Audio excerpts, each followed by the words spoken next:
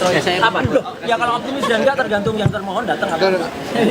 Semua tergantung itu. Karena satu pertanyaan. Apa itu? Ada isu bahwa terjadi perpecahan dari kuasa hukum dari Dr. Tifa dan Bang Reki. Enggak ada. Oleh relawan Pak Jokowi, padahal kalau dilihat dari urgensi hukum, ini sangat tidak ada urgensi hukumnya gitu ya.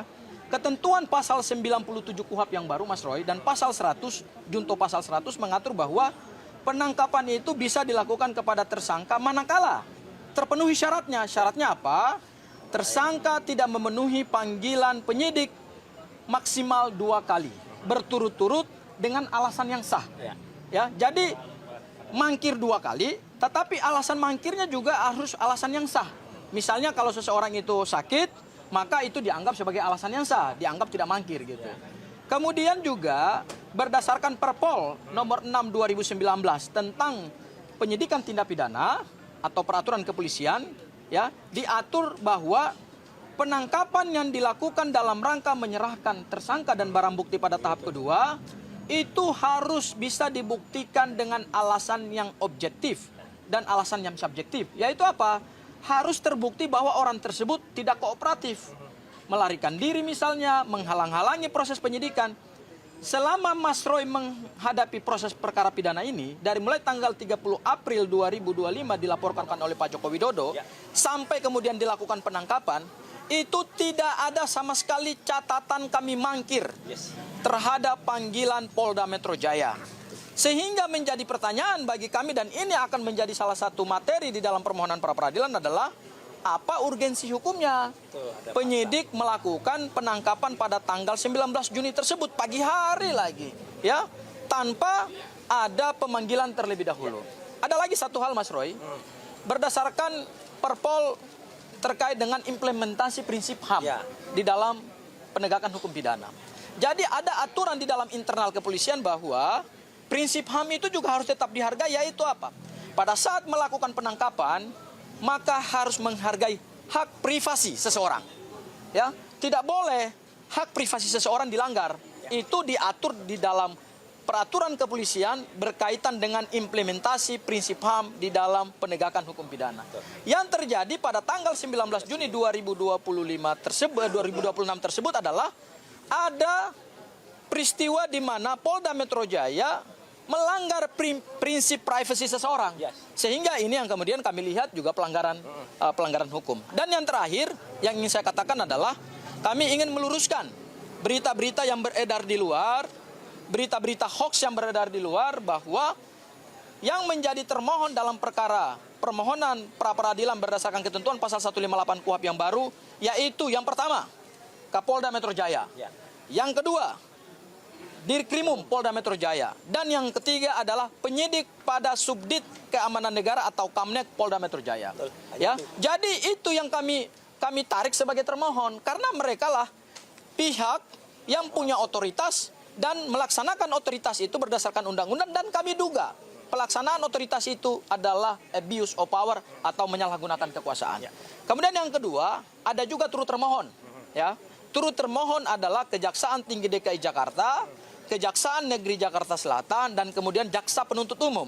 Pertanyaannya, kenapa kami menarik pihak termohon dari pihak kejaksaan? Padahal dikatakan bahwa ini kan sudah penyerahan tersangka dan barang bukti gitu. Gini, ini untuk memenuhi aspek formil dalam pembuatan suatu surat permohonan pra peradilan. Jangan sampai kemudian kurang pihak. Jadi kalau turut termohon itu boleh hadir, boleh tidak. Tetapi termohon, kami mengharapkan hari ini, pada sidang perdana hari ini, harus hadir supaya proses pra peradilan ini bisa berjalan dengan baik. Dan satu lagi Mas Roy, terakhir nanti ditambahkan oleh Mas Roy, yaitu adalah kami tidak mengulur-ngulur waktu untuk proses pemeriksa atau proses persidangan pokok perkara ijazah palsu Presiden Joko Widodo di Pengadilan Negeri Jakarta Timur. Kami tidak mengulur waktu karena memang ketentuan hukum acara pidana berdasarkan pasal 163 huruf E KUHP yang baru terhadap permohonan pra peradilan, maka harus menunggu putusan pra peradilan. Jadi, memang ketentuan hukum acara pidananya begitu. Ini hukum negara yang saat ini berlaku, dan ini adalah hukum acara pidana terbaru, sehingga saya kira semua orang harus menghormati. Ya, mungkin itu dari saya, Mas Roy. Silakan ditambahkan, Mas Roy. Baik. Assalamualaikum warahmatullahi wabarakatuh. Waalaikumsalam. Nah, jadi saya baru saja datang ke sini ya karena memang pada jam 8 tadi saya harus melakukan wajib lapor di Kejaksaan Negeri Jakarta Selatan sekitar 3-4 kilo dari sini. Jadi mohon maaf kalau sedikit agak terlambat. Tapi alhamdulillah ini belum dimulai padahal jadwalnya memang jam 9. Tadi sudah banyak diterangkan oleh kuasa hukum saya, Mas Abdul Ghafur Sangaji, mewakili dari Tokham ya, dan nanti juga akan menyusul Pak Refli Harun yang sekarang masih ada di Kejaksaan Negeri Jakarta Selatan. Jadi apa yang kami prapitkan adalah hal-hal yang memang tidak patut, tidak layak dan melanggar hak asasi manusia, melanggar hukum juga. Kejadian yang terjadi pada hari Jumat tanggal 19 Juni tahun 2026 yang lalu. Yang tadi sudah di spill sedikit ya oleh Mas Ghafur, dan itu nanti akan ada detail ya, banyak bukti-bukti yang akan kita paparkan termasuk ya pelanggaran yang sangat fatal. Kalau ada upaya paksa untuk pemanggilan atau bahkan penangkapan paksa itu seharusnya tetap mengikuti aturan yang berlaku ya atau prosedur. Misalnya apa? Diketahui oleh RT RW setempat. Ini sama sekali nggak ada. Sudah confirm RT RW setempat tidak mengetahui ada peristiwa itu. Dan bahkan saya sudah mengantisipasi andai kata tiba-tiba ada upaya untuk melakukan backdate. Jadi mereka dikirimi surat kemudian ditanggal mundur ya. Sudah, mereka sudah bilang RT RW-nya nggak akan dan tidak akan mau menandatangani backdate-nya. Yang kedua adalah soal satpam ya. Satpam betul memang satpam diajak, tapi satpam ada 2 satpam yang digelandang ke rumah saya, digelandang. Ya, jadi artinya hanya ditunjuk surat kemudian diajak, dan satpam itu sangat sopan, tidak masuk ke dalam rumah. Hanya di luar, dan kemudian mereka lah yang sebenarnya minta izin, tapi tiba-tiba para penyidik itu langsung masuk, langsung naik, bahkan langsung masuk kamar tidur. Ini yang tidak benar-benar tidak sopan ya. Langsung masuk kamar tidur, makanya saya kaget karena saya mendengar istri saya berteriak waktu itu. Ya kemudian saya langsung saya memang sudah ada di kamar kerja ya, pagi-pagi saya sudah ke kamar kerja, langsung saya menuju kamar dan ternyata di situ sudah berkumpul penyidik yang ada tanpa disertai satpam. Ya, jadi artinya mereka masuk begitu saja dan semuanya menggunakan penutup wajah. Jadi menggunakan penutup wajah sehingga tidak kelihatan siapa. Untung saya mengenali suaranya yang ada, yaitu seorang berpangkat Ibtu, inisialnya R, dan salah seorang penyidik berinisial A. Untung saya kenal itu, kalau enggak saya akan marah betul ya gitu. Jadi adegannya memang tidak berlebihan kalau saya katakan, benar-benar seperti film pengkhianatan G30 SPKI ya. Karena saya tidak boleh bergantian pakaian, tidak boleh menggunakan, tidak boleh makan, tidak boleh minum. Mandi saja juga tidak boleh ya, cuci kepala saja, cuci muka saja hampir nggak boleh. Untung di bawah itu ada dapur sehingga saya sempat cuci muka. Jadi itu yang kami lakukan, dan tadi benar apa yang dikatakan Mas Ghafur Sangaji. Upaya ini adalah upaya untuk pemenuhan hak-hak saya ya, karena sudah dilanggar, dan ini sama sekali tidak ada ya upaya untuk memperlambat atau kemudian mengganggu peristiwa utamanya yang nanti akan berlangsung sidang di Pengadilan Negeri Jakarta Timur ya, yang itu insya Allah hari Kamis besok tanggal 2 Juli. Saya tadi juga ketemu Dr. Tifa ya di Kejaksaan Negeri karena sama-sama melakukan wajib lapor ya. Dr. Tifa akan mulai dulu pada hari Kamis tanggal 2 Juli. Jadi sidang pokok utama saya akan menunggu hasil pra-peradilan ini. Kapan? Nah, nanti kita juga belum tahu kapan. Karena tergantung dari pelaksanaan pra-peradilan ini.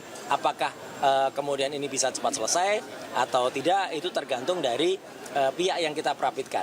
Kemudian kalau ada pertanyaan lagi ya, tadi sudah dikatakan, karena benar sudah sempat diedarkan oleh para termul itu ya, bahwa akan menggugat Pak Presiden Prabowo. Sama sekali tidak ya. Itu hanya syarat formil kemarin, tapi karena banyak yang kemudian tidak mengerti, baiklah daripada nanti disebut itu dan diedarkan sebagai hoax, maka pihak yang kemudian kami turut termohonkan hanya sampai ke level Jaksa Agung ya gitu, atau kejaksaan. Jadi bukan lagi sampai karena sebenarnya itu semuanya di bawah pemerintah. Pemerintah itu paling tinggi siapa sebenarnya? Tapi daripada nanti pada yang tidak mengerti pada ribut ya, itu yang terjadi. Jadi saya kira itu ya yang ingin saya sampaikan. Sedikit update ya. Jangan dianggap apa-apa. Semalam kebetulan memang ada acara temu kangen Kabinet Indonesia Bersatu jilid 1 dan jilid 2. Di situ saya bertemu banyak tokoh ya gitu. Ada Presiden ke-6 Republik Indonesia, ada Wakil Presiden Indonesia ke-10 dan ke-12, ada juga Wapres ke-11.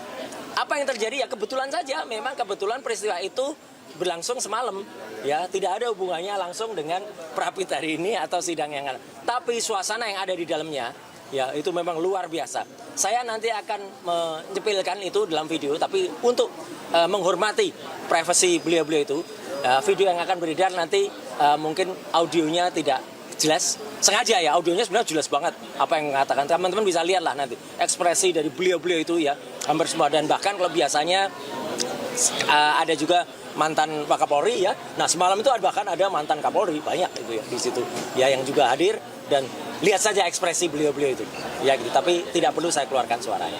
Saya kira itu aja yang ingin saya sampaikan untuk kesempatan kali ini. Terima kasih sudah hadir teman-teman dari media mainstream, media alternatif maupun dari media yang lain ya. Dan insya Allah pra peradilan ini berjalan dengan lancar, dan doakan saja semua juga datang ya gitu yang kita mohonkan, sehingga tidak menghambat, tidak mengganggu, tidak memperlambat juga dari kasus utama yang nanti akan disidangkan. Saya kira itu ya teman-teman semua yang ingin saya sampaikan. Terima kasih. Wassalamualaikum warahmatullahi wabarakatuh. Waalaikumsalam warahmatullahi wabarakatuh. Oke, siap. Ini optimis Mas Roy. Apa? Loh, ya kalau optimis dan enggak tergantung yang termohon datang apa. Iya. Semua tergantung itu. Ada satu pertanyaan. Apa itu? Ada isu bahwa terjadi perpecahan dari kuasa hukum dari Dr. Tifa dan Bang Roy. Enggak ada perpecahan. Enggak ada ya itu. Enggak ada. Yang perpecahan itu terjadi antara Mas dan Diana. Gara-gara Taruhannya. taruhannya kalah ya. Kan waktu itu saya kirimin video. Makanya. Jadi dia taruhan 5 juta tapi nggak mau bayar. Nggak mau bayar. Nggak mau bayar tuh ya. Harus bayar.